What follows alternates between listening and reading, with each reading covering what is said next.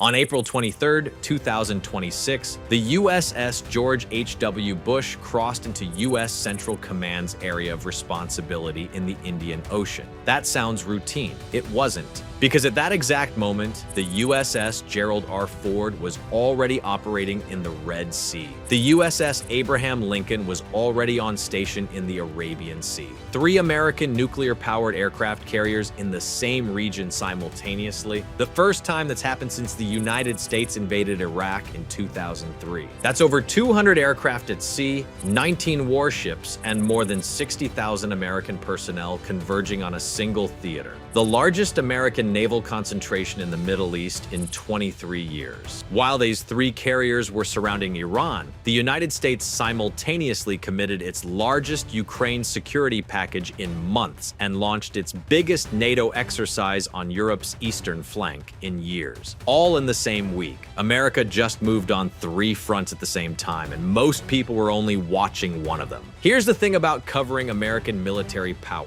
Everyone watching this channel already knows the United States has the strongest military on Earth. That's not the story. The story is what it's actually doing with that power right now, simultaneously across 3 separate theaters in ways the news cycle almost entirely missed because all the cameras were pointed at the same carrier. The question in April 2026 wasn't whether America is powerful. It was whether it can sustain power in 3 directions at once while running low on the one missile that both of its active wars depend on. Start with the naval hardware, because the concentration of it alone deserves a moment. 3 carrier strike groups in the Middle East simultaneously. The USS Abraham Lincoln in the Arabian Sea, the USS Gerald R. Ford in the Red Sea, and the USS George H.W. Bush arriving from the Indian Ocean. Each carrier air wing runs 65 to 75 aircraft. FA-18 Super Hornets for strike, EA-18G Growlers for electronic warfare that blind enemy radar networks, E-2D Hawkeyes for airborne surveillance extending radar coverage hundreds of miles beyond the ship.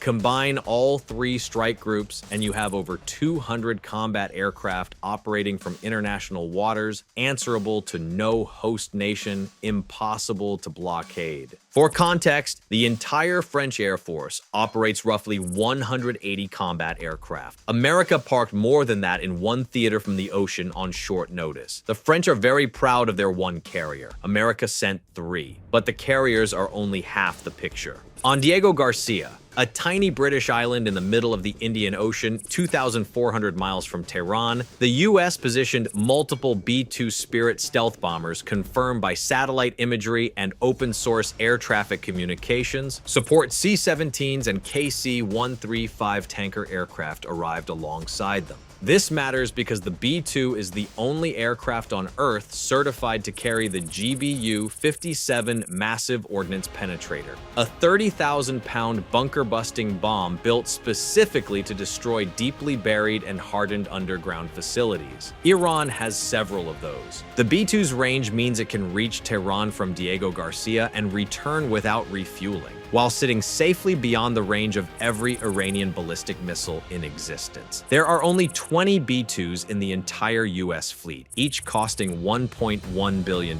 Deploying a meaningful fraction of that fleet to a forward base isn't routine. It's a message written in aircraft. The carrier sequencing itself was engineered. The Lincoln arrived first. The Ford transited the Suez Canal into the Red Sea, the waterway where Houthi militants had been targeting commercial shipping for months. The Bush took the long route around the Cape of Good Hope, specifically to avoid the Bab el-Mandeb Strait, where threats were highest. According to CSIS, 3 carriers in this theater is the highest concentration since Operation Iraqi Freedom in 2003. Back then, the U.S. assembled 5 for the initial campaign. That campaign broke through Iraqi defenses in 3 weeks. Iran's military planners are fully aware of this history. The Ford itself has a detail worth mentioning. It's the Navy's newest and most capable carrier, with electromagnetic launch catapults generating higher sortie rates than older steam systems. In March, it suffered an onboard fire in its laundry spaces, which sounds almost comically mundane for a warship worth billions, was repaired in Greece and returned to the Red Sea within weeks. The world's most advanced carrier was briefly sidelined by laundry. It came back anyway. There's a metaphor in there about American military resilience that essentially writes itself. Both Trump and Iranian diplomats stated the Strait of Hormuz remained open, which is a genuinely strange thing to have both adversaries agree on while 60,000 American troops ring the region. Tehran's uniformed military said nothing publicly about the Bush's arrival. Sometimes the absence of a statement is the loudest one. Here's the context. Most coverage skips entirely because it's so normalized nobody thinks to mention it. The United States currently operates approximately 750 military bases in over 80 foreign countries. Britain, France, Russia, and China combined have fewer than 50 overseas military installations. America has 750. The annual cost of maintaining that global infrastructure runs roughly $80 billion, more than the entire defense budget of most NATO members. These bases range from Camp Humphreys in South Korea, a 3,454-acre city within a city with its own hospital, schools, golf course, and 30,000 residents, down to tiny radar installations in remote locations with 5 people and a satellite dish. Diego Garcia exists because of this network. The B-2s reached Iran's doorstep without needing permission from any regional government because the U.S. already owned the island they launched from. The carriers moved through the Suez Canal because the U.S. maintains relationships with Egypt that keep that canal accessible. The logistics of what happened in April 2026 were only possible because the groundwork was laid across 80 countries over 80 years. While the Middle East consumed all 3 carrier deployments and the news cycle, something was quietly happening in the Pacific that received almost no coverage. The U.S. Indo-Pacific Command, Indo-PACOM, manages approximately 375,000 military and civilian personnel across the Pacific Ocean and half the Indian Ocean. In Japan alone, 53,000 active duty U.S. personnel. South Korea, 23,600. Guam, nearly 7,000. The U.S. operates or has access to over 40 military sites across the region. Indo-PACOM's Pacific Fleet runs roughly 50 capital ships, 30 advanced submarines, and around 2,000 fighters, bombers, and transport aircraft across 3 numbered air forces. In spring 2026, the U.S. Air Force began permanently stationing 36 F-15EX Eagle II fighter jets at Kadena Air Base on Okinawa, the largest U.S. base in Asia, positioned directly across the East China Sea from Taiwan and China's southeastern coast. This wasn't a rotation or a temporary deployment. Permanent basing. The 2026 National Defense Strategy explicitly directs the Pentagon to maintain a favorable balance of military power in the Indo-Pacific, ensuring that neither China nor anyone else can dominate us or our allies. China's military buildup around Taiwan has been relentless. Within 1,000 nautical miles of the Taiwan Strait, China has added 20 runways and 49 taxiways since the 2000s. America added 1 runway and 1 taxiway in the same period. Someone in the Pentagon noticed. China now operates more than 3,000 aircraft shelters in the region. The U.S. has significantly fewer hardened shelters at comparable bases, a known vulnerability that the Pentagon is actively working to address, but slowly. Then there's North Korea, which continues expanding its ballistic missile program while 23,000 U.S. troops maintain their position in South Korea under America's nuclear umbrella. Indo-PACOM planners describe a Taiwan contingency as the pacing scenario, the conflict they're most urgently preparing for. The Middle East deployment happened while that pacing scenario sits on the planning table permanently. Here's where April 2026 got genuinely complicated in a way most coverage missed. 3 simultaneous theaters don't just require strategy, they require hardware, specifically interceptor missiles, the kind that shoot down ballistic missiles and drones. Right now there's a documented shortage of exactly those missiles because 2 active shooting wars are competing for the same production line. The Pearl program, prioritized Ukraine requirements list, was created in mid-2025 as a mechanism for NATO allies to collectively buy American weapons and funnel them to Ukraine. Germany, Norway, the Netherlands, and others committed approximately $4 billion to it. Through Pearl, Ukraine receives roughly 75% of the interceptors for its Patriot air defense batteries and nearly 90% of the ammunition for its other air defense systems. In March 2026, the Pentagon quietly notified Congress it intended to redirect approximately $750 million of Pearl funds to replenish its own stockpiles rather than send additional weapons to Ukraine.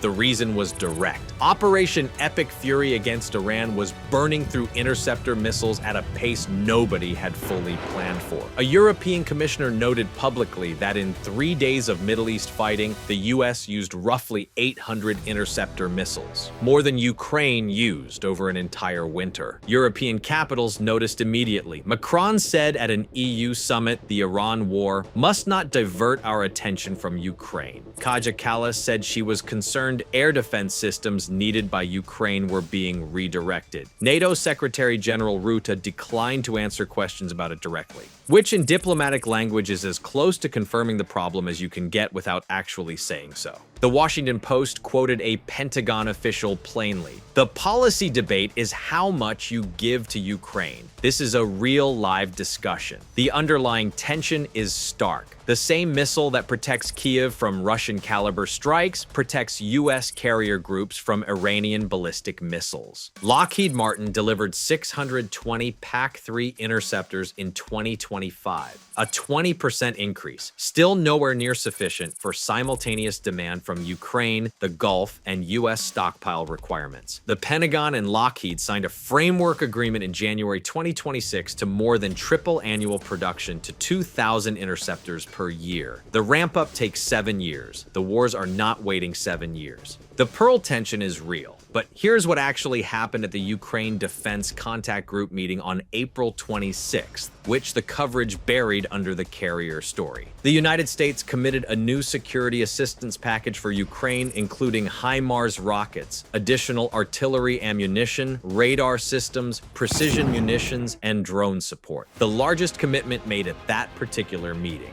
This came through the Ukraine Security Assistance Initiative, the mechanism that contracts American defense companies to manufacture new equipment specifically for Ukraine, rather than drawing from existing U.S. stocks. The U.S.A. distinction matters because it's politically durable in a way presidential drawdown authority isn't. U.S.A. contracts are multi-year production commitments. They survive administration changes because canceling them means canceling contracts with American defense companies in American congressional districts. Lockheed, Raytheon, General Dynamics. These companies have employees, facilities, and lobbyists spread across every state that has a senator who will be asked about defense jobs in the next election cycle. The weapons pipeline to Ukraine that runs through American industry is, by design, significantly harder to shut off than a presidential tweet. On April 27th, one day after the UDCG meeting, the U.S. Army Europe and Africa Command launched something that received almost no mainstream coverage: Exercise Sword 26. The replacement for the annual Defender series that ran from 2020 to 2025. The name change isn't cosmetic. It reflects a genuine doctrinal shift. Defender was built around deploying forces from the United States to Europe in a crisis, testing transatlantic logistics. Useful for deterrence signaling, not actually practicing how to fight, Sword 26 operates forces already in theater. 15,500 personnel from 11 countries, 6,000 Americans, and 9,500 allied troops, running simultaneously across Estonia, Lithuania, Poland, Finland, Sweden, Norway, Germany, and Italy. The High North, the Baltic region, and Poland all running linked exercises at once. The stated purpose is to validate NATO's actual regional defense plans under the Eastern Flank Deterrence Initiative, not to practice deploying, to practice executing. The distinction between rehearsing logistics and rehearsing war plans was significant enough that the U.S. Army renamed an entire exercise series over it, which is a very polite military way of saying we are done practicing practicing how to arrive and are now practicing how to win. General Christopher Donahue, commanding general of U.S. Army Europe and Africa, framed it directly. Sword 26 tests the ability to harness data and AI-enabled warfare at scale across all domains in the High North, Baltic region, and Poland. Counter-drone networks, multi-domain operations. The exact capabilities Russia's experience in Ukraine has proven decisive. The timing of Sword 26, launching the day after the Ukraine weapons meeting and the week after the third carrier arrived, was the point. Simultaneously, on purpose. Pull back from the operational picture because underneath all three of these fronts sits a structural problem that carrier deployments and exercise announcements don't solve. America is consuming weapons faster than it can replace them. The same constraint runs across every critical system because the American defense industrial base contracted sharply after the Cold War on the assumption that major power conflict was history. That assumption was wrong, and the gap between wartime demand and industrial production capacity is closing slowly and expensively. Congress approved a $400 million long-term Ukraine aid package in January 2026, funding production contracts that take years to fulfill. The weapons committed at the April 26th meeting are being manufactured from scratch by companies that haven't run at wartime production rates since the Cold War. Some won't arrive until 2028. 3 carriers are in the water now. The production contracts for replacing what they fire are written for delivery in 2029. America shocked the world again. The capability is genuine and the scale is staggering. What nobody says quietly enough is that the factory producing the missiles those carriers depend on is running 6 years behind the pace the wars are setting. The hardware is impressive. The contracts for replacing it need to be just as impressive. Right now, they're not. Subscribe because the next video goes inside the military that has been watching every one of these moves and quietly preparing its own answer. Stay sharp.